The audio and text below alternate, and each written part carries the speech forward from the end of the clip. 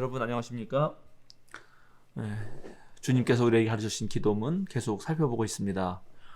지난번에는 우리가 이제 인간에 대한 첫 번째 강구였던 매일의 양식을 오늘 우리에게 주소서라고 하는 그 청원문을 살펴보았습니다. 기억해야 된다는 것은 우리가 필요한 것은 매일 일용할 양식이라는 것입니다. 우리 주님께서 산상설교 마지막에서 6장에서 정말 내일 일은 내일 걱정하라고, 오늘의 걱정으로도 족하다.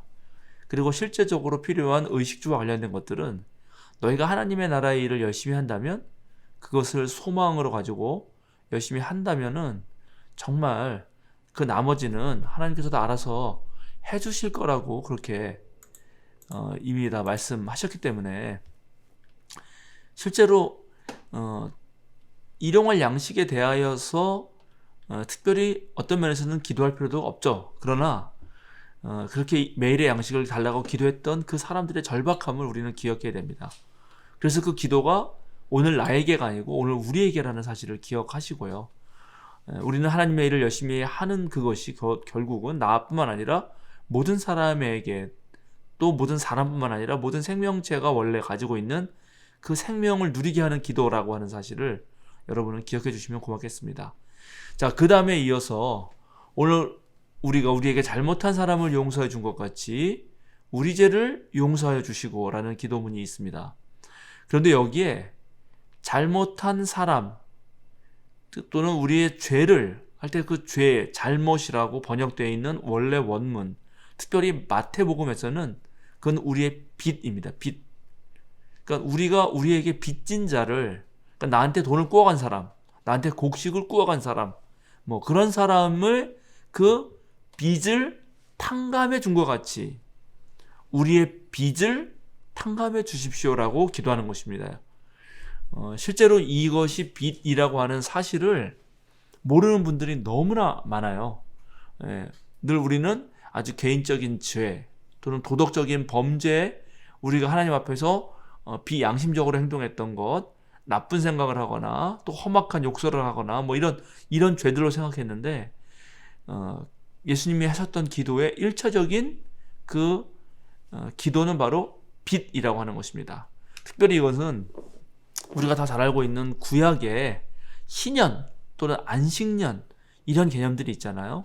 안식년 때는 모든 땅이 쉬게 하고 모든 일하는 사람들에게 쉼을 준다든지, 그리고 희년이 되면 이제 맨 처음에 이스라엘 백성이 출애굽을 해서 약속의 땅 가나안으로 가가지고 공평하게 땅을 나눴을 때에 그 원래대로 원상복귀하는 것, 즉 여기에도 평등의 개념이 들어가 있는 거죠.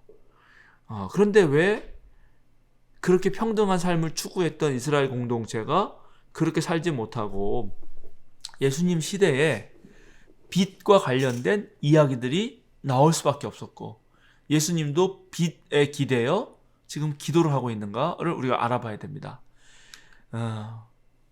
1세기 예수님 당시에 로마가 이제 이스라엘에 쳐들어와서 기원전 63년에 드디어 이스라엘이 헬레니즘 왕국 세력에서 로마의 지배하로 들어갔을 때, 그때부터 이 이스라엘 백성들은 터무니없는 그런 세금에 시달리게 됩니다. 엄청난 그 세금으로 로마에게 뺏기고, 그 다음에 로마가 세운 괴뢰 정부인 헤롯에게 뺏기고, 그리고 원래 신앙인으로서 냈던 11조를 또 성전에 바쳐야 됐고, 그래서 원래 평소에 내던 세금보다도 훨씬 많은 2중, 3중의 세금을 내게 됩니다. 보통 한 10% 정도 또는 10에서 15% 냈다고 한다면은 이제 로마가 지배한 이후에, 그리고 헤롯이 다스린 이후에는 많게는 막 어떨 때는 정말 70%까지도 빼앗겼고요. 평소에도 3, 40, 어떨 때는 50 이렇게 빼앗겼다고 합니다. 그러니까는 그렇게 나라에서 엄청나게 뜯어가기 때문에 이제 마을 공동체가 서로 빚을 지지 않고는 살아갈 수 없는 시절이 된 거죠. 그리고 고대에는 오늘날 같이 농업 기술이 발달되지 않았기 때문에 가뭄이라든가 홍수라든가 자연재해가 무척 많았습니다. 그래서 그런 것들 속에서 농사도 잘 안 됐는데 이제 세금으로 빼앗아 가면은 먹고 사는 것조차도 힘들었기 때문에 그것을 위해서 옆집에서 빚을 지게 되는 거죠.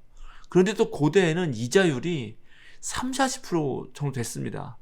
그러니까 100만 원을 만약에 빌리면은 40만 원을 내야 되는 것입니다. 곡식 뭐 10마를 빌렸다. 그럼 다음에 갚을 때는 10 서너 마를 갚아야 되는 거죠. 터무니없는 빚으로 사람들이 이제 완전히 그 곤궁에 처하던 시절이 된 것입니다. 실제로 1986년인가 그 갈릴리 호수에서 배 한 척이 발견됩니다. 그때도 가뭄이 심해가지고 물이 다 빠졌는데 갈릴리 호수에. 그랬더니 아주 오래된 배가 하나 딱 발견됐어요. 그 배가 아주 스폰지처럼 푸석푸석했었고요. 그래서 고도의 과학적인 처리 방법으로 그것을 전부 그대로 보존했는데 바로 그 배가 1세기에 예수님 시대의 배였다는 것이 이제 고고학적으로 밝혀집니다. 어쩌면 그 배에 예수님의 제자가 탔을 수도 있죠. 뭐 일반적으로는 아마 어부들이 이용하다가 이제 더 이상 쓸모가 없게 되어서 바다 밑에 수장시킨 걸로 보이긴 합니다만, 근데 그 배를 조사해 보니까 그 배가 아주 엄청 많은 다른 여러 가지 제목들로 덕지덕지 붙여서 만든 배라는 것이 발견됩니다. 그 배가 만들어진 상황을 살펴보면 1세기의 어부들의 삶이 얼마나 공공했는가를 아주 물질적으로 보여주는 증거였습니다. 그것은 말씀드린 대로 바로 과중한 세금 때문이었습니다. 그러니까 이거는 이제 사회 구조의 문제인데요. 원래 갈릴리 호수를 중심으로 해서 그 갈릴리 지방은 갈릴리 바다라고 하는 호수라고 하는 비옥한 그 호수와 거기에 땅들이 좋았고 지중해성 기후에 의해서 농사도 잘 되고, 그리고 뭐 농사가 좀 안 되면 물고기를 잡아서라도 생계를 유지하는 데는 별 어려움이 없었습니다. 그리고 특별히 다윗과 솔로몬 그리고 르호보암으로 이뤄지는 그 남유다 전통의 전제주의 국가 체제보다는 이제 이 여로보암이 예를 들어서 반란을 일으키고 그 다음에 10개의 지파가 부족을 11개의 지파가 부족을 이루어서 나름대로 모세의 그러한 그 가난한 자들을 위한 약자 보호법을 지켜가려고 했던 그 북이스라엘 전통에서는 그게 갈릴리 농촌 마을에 여전히 남아 있었기 때문에 사실은 서로 상부상조하면서 그렇게 살아갈 수 있었습니다, 원래는.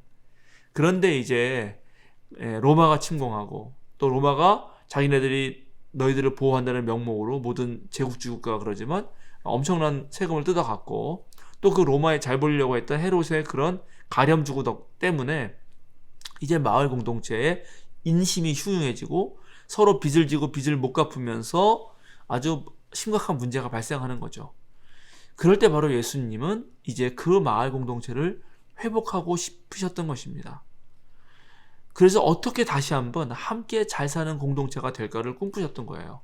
그래서 오늘 이 기도, 우리가 우리에게 잘못한 사람을 용서해 준 것 같이 이 기도는 오늘 나에게 빚진 사람을 내가 탕감해 줌으로써 어떻게 함께 살 수 있을까를 모색해 보자라고 하는 기도였던 것입니다.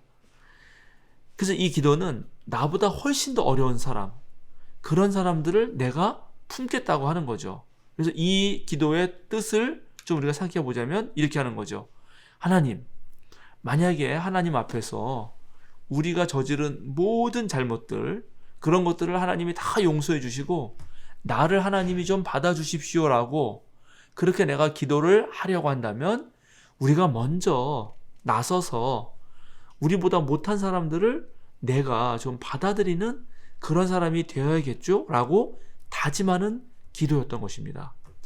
또 마태복음에 보면은 만 달란트 빚진 사람이 그 만 달란트를 탕감받았는데 그 만 달란트를 탕감받고 나가다가 자기에게 100데나리온 빚진 사람을 그 빚을 탕감해달라는 요구를 거절하고 그 사람을 감옥에 넣는 이야기가 나옵니다. 만 달란트라고 하는 거는 1달란트가 노동자 16년치 품삯이었으니까 그거는 상상할 수 없는 큰 돈입니다. 그러니까 이거는 용서받을 수 없는 것을 용서받은 사람이 자기 이웃 사람들에게 어떻게 대해야 되는가를 보여주는 대표적인 예수님의 예화, 이야기라고 할 수 있습니다. 자, 오늘날 자본주의 사회는 계속해서 우리를 탐욕의 동물로 만듭니다. 그런데 탐욕이라고 하는 것은 무한하기 때문에 더 가지려고 하는 사람을 채워줄 수 있는 것은 이 세상에 없습니다. 바울 사도가 내가 모든 것에 자족하는 법, 만족하는 법을 배웠다고 하듯이 정말 그리스도인이 가장 해야 될 것은 온전히 우리는 하나님 한 분으로 인하여 즐거워할 줄 아는 것, 그리고 정말 최소한의 일용할 양식, 지난번 강의에서 말씀드렸듯이 그 양식으로 만족하면서 그 이외에 하나님 주신 능력과 은총으로 더 벌어들인 것은 정말 더 어려운, 나보다 더 무력하고 힘들게 사는 사람들과 함께 더불어 써야겠다고 하는, 그렇게 해서 실제로 하나님이 창조하신 이 세계 전체를 하나님과 더불어서 정말 아름답게 다스려야겠다고 하는 그런 각오를 한 사람들이 바로 우리 그리스도인인 것입니다. 그래서 오늘 기도는 정말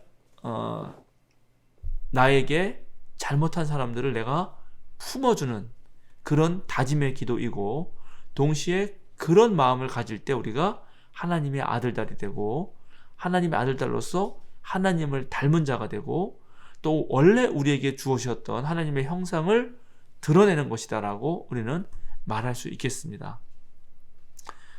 주의 기도를 천천히 마음속에 되새기면서 드릴 때마다 이렇게 그 한마디 한마디, 한 구절 한 구절 청원하는 그 내용 하나하나가 얼마나 뜻깊은 것인지, 얼마나 거대한 스케일로 하나님과 함께 하나님 나라를 이루어가는 것인지를 우리는 이렇게 알게 되는 것입니다.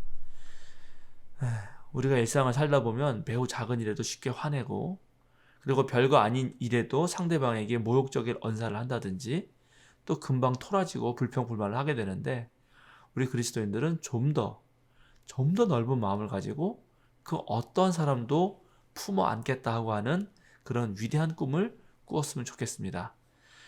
오늘 주의 기도 강의는 여기서 마치도록 하겠습니다. 그럼 다음번에 또 뵙도록 하겠습니다. 감사합니다.